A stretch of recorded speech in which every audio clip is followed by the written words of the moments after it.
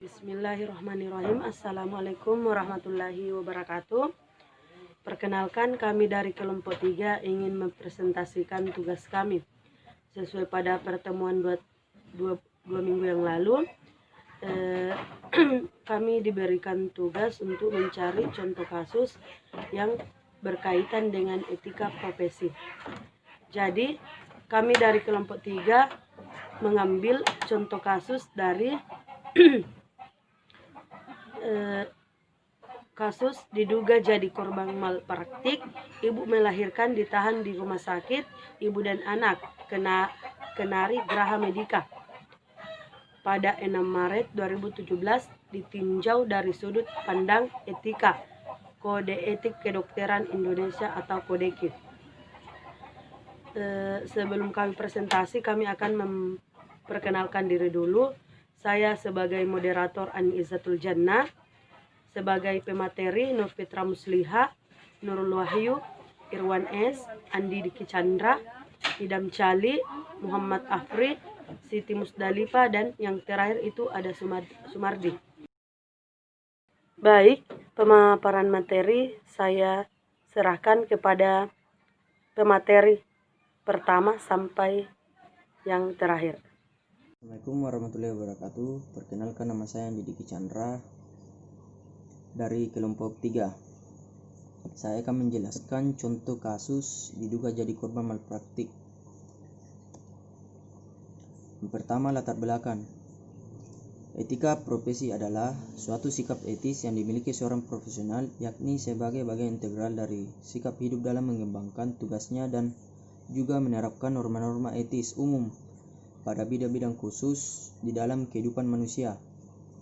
Salah satu contohnya adalah profesi seorang dokter, bidang atau tenaga medis. Akhir ini tuntutan hukum terhadap dokter dengan dakwaan melakukan malpraktik medis makin meningkat di mana-mana, termasuk di negara kita. Yang kedua, rumusan masalah. Apa pengertian malpraktik? Apa upaya pencegahan malpraktik? Bagaimana menjelaskan cara-cara pembuktian malpraktik? Bagaimana contoh kasus malpraktik ditinjau dari sudut pandang etika? Oke, sekian dari saya. Assalamualaikum warahmatullahi wabarakatuh. Baik, Assalamualaikum warahmatullahi wabarakatuh. Saya akan melanjutkan presentasi dari kelompok kami. Poin ketiga yaitu tujuan penulisan. Yang pertama, apa pengertian malpraktik? Yang kedua, bagaimana menjelaskan cara-cara pembuktian malpraktik? Apa upaya pencegahan malpraktik? Dan yang terakhir, bagaimana contoh kasus sebuah kasus malpraktik ditinjau dari sudut pandang etika atau Kode Etik Kedokteran Indonesia, Kodeki. Baik, yang keempat yaitu pembahasan. Malpraktik adalah kelalaian seorang dokter atau tenaga perawat atau bidang untuk mempergunakan tingkat keterampilan dan ilmu pengetahuan yang lazim dipergunakan dalam mengobati pasien atau orang yang terluka menurut ukuran di lingkungan yang sama, yaitu yang dimaksud dengan kelalaian di sini ialah sikap kurang hati-hati, yaitu tidak melakukan apa yang seseorang dengan sikap hati-hati melakukan yang wajar, atau sebaliknya, atau situasi tersebut kelalaian diartikan pula dengan melakukan tingkat kedokteran di bawah standar pelayanan medis. Sekian. Assalamualaikum warahmatullahi wabarakatuh. Assalamualaikum warahmatullahi wabarakatuh. Terima kasih atas kesempatan yang diberikan kepada saya. Perkenalkan, nama saya Muhammad Afri. Baiklah, saya akan melanjutkan presentasi dari teman saya. Apabila bidan didakwa telah melakukan kesalahan profesi, hal ini bukanlah merupakan hal yang mudah bagi siapa saja yang tidak memahami profesi kesehatan dalam membuktikan ada dan tidaknya kesalahan. Dalam hal bidan didakwa telah melakukan malpraktis harus dibuktikan apakah perbuatan bidan tersebut telah memenuhi unsur tindak pidana, yakni satu, apakah perbuatan tersebut merupakan perbuatan yang tercela. Terus, apakah perbuatan tersebut dilakukan dengan sikap batin atau mensrea yang salah atau sengaja, ceroboh, atau adanya kealpaan. Dalam kasus atau gugatan adanya malpraktis, pembuktiannya dapat dilakukan dengan dua cara pembuktian. Dengan dua cara membuktikan adanya kelalaian memakai tolak ukur, adanya 4D, yakni satu, duty atau kewajiban. Dalam hubungan perjanjian bidang dengan pasien, bidang haruslah bertindak berdasarkan satu, adanya indikasi medis, dua, bertindak secara hati-hati dan teliti, tiga, bekerja sesuai standar profesi, empat, adanya informed consent. Selanjutnya dereliction of duty atau penyimpangan dari kewajiban.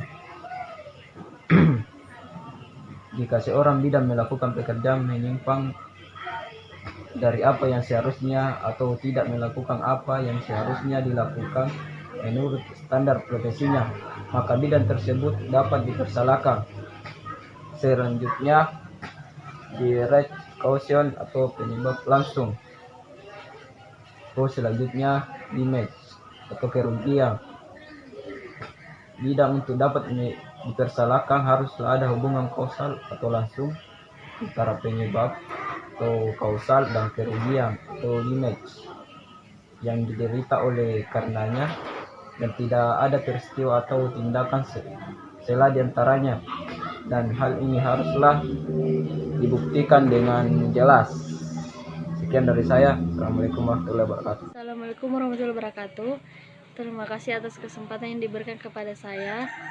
Saya akan melanjutkan materi selanjutnya, yaitu upaya pencegahan malpraktik. Ada beberapa untuk mencegah malpraktik, yaitu pertama, senantiasa berpedoman pada standar pelayanan medis dan standar prosedur operasional. Kedua, bekerjalah secara profesional, berlandaskan etik dan moral yang tinggi. Ketiga, ikuti peraturan perundangan yang berlaku terutama tentang kesehatan dan praktik dokter. Keempat, jalin komunikasi yang harmonis dengan pasien dan keluarganya, dan jangan pelit informasi baik tentang diagnosis, pencegahan, dan terapi. Kelima, tingkatkan rasa kebersamaan, keakraban, dan kekeluargaan sesama sejawat, dan tingkatkan kerjasama tim medis demi kepentingan pasien. Jangan berhenti belajar, selalu tingkatkan ilmu dan keterampilan dalam bidang ditekuni. Oke, terima kasih. Saya lempar ke pemateri selanjutnya. Assalamualaikum warahmatullahi wabarakatuh. Assalamualaikum warahmatullahi wabarakatuh. Saya akan melanjutkan penjelasan yang teman saya sampaikan, yaitu contoh kasus diduga jadi korban malpraktik. Ibu melahirkan ditahan di rumah sakit Ia Kenari Graha Medica. Maya Sari, yaitu korban 26 tahun, warga Kampung Tengah RT 0106 Desa Cileungsi Kidul, Kecamatan Cileungsi, harus terbaring lemas di ruang rawat inap setelah menjalani operasi sesar. Diduga telah terjadi malpraktik dalam operasi sesar yang dijalaninya itu, karena dalam operasi tersebut kantong kemihnya tersayat oleh tim dokter. Suami korban Rotamas Awaludin umur 32 tahun mengisahkan, pada hari Jumat kemarin saat istrinya hendak melahirkan, istrinya tersebut dirujuk oleh bidan Lia, tempat biasanya istrinya mengecek kandungan, untuk menjalani operasi sesar di rumah sakit ibu dan anak RSIA Kenari Graha Medica. Pada pukul 9 waktu Indonesia Barat, ia membawa istrinya ke rumah sakit tersebut dan baru menjalani operasi sesar pukul 1 waktu Indonesia Barat. Jam 6 waktu Indonesia Barat operasinya baru selesai, dan pukul 3 waktu Indonesia Barat, saya sudah diberi kabar kalau bayinya sudah lahir. Kisah kepada publik Bogor. Rotamas menjelaskan saat sedang menjalani operasi sesar, suster sempat menyampaikan bahwa istrinya tersebut mengalami pendarahan dan perlu transfusi darah. Tak lama setelah itu, salah satu tim dokter yakni Dr. Firdaus memanggilnya dan mengatakan bahwa kantung kemih istrinya tersayat. Dokter tersebut pun tak bisa menangani hal tersebut. Setelah itu, istri saya ditangani Dr. Joko sebagai dokter bedah untuk menjalani operasi kantung kemih. Jelasnya ia menerangkan dari hari Jumat sampai hari Sabtu kemarin dirinya harus membayar sebesar Rp14.712.804 dan baru dibayar sebesar 9 juta. Dirinya tak menggunakan BPJS untuk biaya melahirkan istrinya tersebut, melainkan menggunakan biaya paket sesar dari bidan dia sebesar 6,5 juta. Saya menganggur sudah 2 bulan dan biaya ini menggunakan uang tabungan saya, terangnya. Ia menegaskan pihaknya berencana melaporkan hal ini pada pihak berwajib jika tidak ada etikat baik dari pihak rumah sakit ibu anak Kenari Graha Medica. Karena biaya operasi kantong kemih pun dibebankan padanya, padahal itu merupakan kesalahan dari tim dokter. Sekian dan terima kasih. Wassalamualaikum warahmatullahi wabarakatuh. Assalamualaikum warahmatullahi wabarakatuh. Terima kasih atas kesempatan yang diberikan kepada saya. Di sini saya akan membacakan contoh kasus diduga jadi korban malpraktik. Ibu melahirkan di tahan RSCA Kenari Graha Medica 6 Maret 2017. Ini kan kesalahan dari pihak dokter. Masa saya yang harus menanggung biayanya? Harusnya rumah sakit yang menanggung, keluhnya. Menurut pria berbadan kurus ini, dirinya pun sangat susah untuk bertemu dengan Dr. Firdaus. Bahkan, bidan Lia yang merekomendasikan untuk operasi sesar pun tak mau menemani untuk menemui Dr. Firdaus. Korban malpraktik Mayasari mengungkapkan, saat ini dirinya menggunakan selang yang dimasukkan ke dalam perutnya untuk buang air kecil. Dan menurut dokter, selangnya baru bisa dicopot setelah 3 minggu. Saat ini kepala saya terasa berat, pusing, keluhnya. Sementara itu, saat publik Bogor ingin mengonfirmasi malpraktik itu, Satpam RSCA Kenari Graha Medica Rizky berkilah. Direktur maupun humasnya sedang tidak di tempat. Mereka sedang di luar. Kalau mau konfirmasi harus kirim surat dulu untuk membuat janji, singkatnya. Secara mendasar, masalah ini adalah murni kelalaian tim dokter bedah pada saat melakukan operasi sesar. Hal yang seharusnya tidak terjadi jika tim dokter bertindak sesuai prosedur yang sudah ditetapkan. Namun, pada dasarnya, dokter juga bisa lalai atau tidak teliti dalam melakukan suatu tindakan. Biaya operasi kantung kemih juga ditanggung oleh pihak korban, dan itu sangat memberatkan pihak korban. Karena pihak korban harus membayar biaya operasi sesar dan operasi kantung kemih. Pihak korban masih kesusahan untuk membawa kasus ini ke lingkup hukum karena tim dokter ataupun bidan belum bisa ditemui dan susah untuk bertemu. Terima kasih. Presentasi berikutnya akan dilanjutkan oleh teman. Oke, selanjutnya yaitu kasus malpraktik ditinjau dari sudut pandang etika, yaitu Kode Etik Kedokteran Indonesia atau Kodeki. Dalam Kodeki pasal 2 dijelaskan bahwa seorang dokter harus senantiasa berupaya melaksanakan profesinya sesuai dengan standar profesi tertinggi. Jelasnya bahwa seorang dokter dalam melakukan kegiatan kedokterannya sebagai seorang profesional harus sesuai dengan ilmu kedokteran mutakhir, hukum dan agama. Kodeki pasal 7D juga menjelaskan bahwa setiap dokter harus senantiasa mengingat akan kewajiban melindungi hidup insani. Artinya, dalam setiap tindakan dokter harus bertujuan untuk memelihara kesehatan dan kebahagiaan manusia. Dalam Kodeki bab 1, pasal 10 dijelaskan bahwa setiap dokter bersikap tulus dan mempergunakan segala ilmu keterampilannya untuk kepentingan pasien. Peran pengawasan terhadap pelanggaran kode etik atau Kodeki sangatlah perlu ditingkatkan untuk menghindari terjadinya pelanggaran-pelanggaran yang mungkin sering terjadi yang dilakukan oleh setiap kalangan profesi-profesi lainnya, seperti halnya advokat atau pengacara, notaris, akuntan, dan lain-lain. Pengawasan biasanya dilakukan oleh lembaga yang berwenang untuk memeriksa dan memutus sanksi terhadap kasus tersebut, seperti Majelis Kode Etik. Dalam hal ini Majelis Kode Etik Kedokteran atau MKEK, jika ternyata terbukti melanggar kode etik, maka dokter yang bersangkutan akan dikenakan sanksi sebagaimana yang diatur dalam Kode Etik Kedokteran Indonesia. Karena itu, seperti kasus yang ditampilkan, maka juga harus dikenakan sanksi sebagaimana yang diatur dalam Kode Etik. Selanjutnya itu saran. Yang pertama, kiranya pihak korban langsung mencari dokter yang bersangkutan dan selanjutnya melaporkannya ke pihak yang berwajib. 2, yaitu diharapkan tenaga medis akan lebih waspada dan hati-hati dalam melaksanakan tugasnya. Masyarakat menjadi aman dan puas atas penyelayanannya dan penegak hukum dapat lancar dalam bertugas.